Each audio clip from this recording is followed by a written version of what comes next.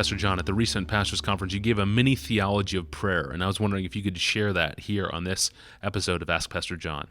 What I said at the conference, that I spoke to try to encourage a pastor who had written a question concerning losing hope, losing confidence in prayer, probably because he had seen God do less than he had hoped.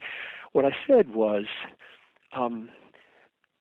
Jesus called us to pray first and foremost that his name would be hallowed, that his kingdom would come, that his will would be done, and then as a support and a means to that we'd have our daily bread, and that we'd be protected from the devil, and that we'd be led in paths of righteousness, and so on. And so clearly, at the heart of our prayer life is to be, Father, cause your name in this world to be revered and loved and praised and honored, and start right here in my heart this morning.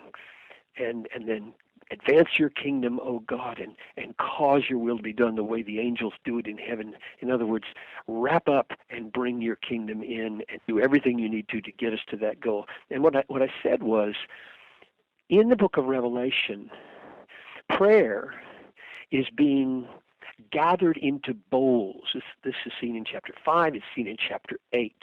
And those bowls have two functions. They are censers, they're like incense, and in the presence of God, that incense is really pleasing to him. God loves the aroma of the prayers of his people, which means that if you're on your face crying out for a lost loved one or for some difficulty in your church, that very act is pleasing to God. It is not wasted, quite apart from the answer that is going to come now or 10 years from now, or that God's going to just answer in a way totally unexpected. The prayer itself is precious to God. That's the first meaning of those bowls and that incense. The second is in chapter 8, there's going to come a day when those bowls are full. In other words, the billions upon billions of prayers that have been prayed, hallowed be thy name, thy kingdom come. The last one is going to be prayed, and God's going to look at that angel and say, pour it out on the earth. And he's going to take the bowl of prayers like fire and throw it on the earth, and the final purposes of God are going to be achieved. And I think we need to preach to ourselves that our prayers are part of the causality of the final victory of God. He wouldn't have asked us to pray that his kingdom come if he didn't mean for our prayers to be an instrument in the coming of the kingdom.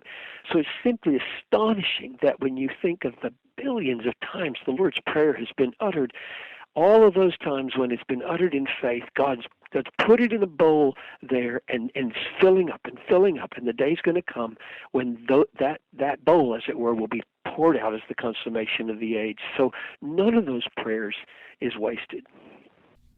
I can't think of a greater motive for prayer than to see this theology behind it. Thank you, Pastor John, for this, and thank you for listening to this podcast. Send your prayer questions to us via email at askpastorjohn@desiringgod.org. Please include your first name and your hometown. You can find thousands of other free resources from John Piper online at desiringgod.org. I'm your host, Tony Reinke. Thanks for listening.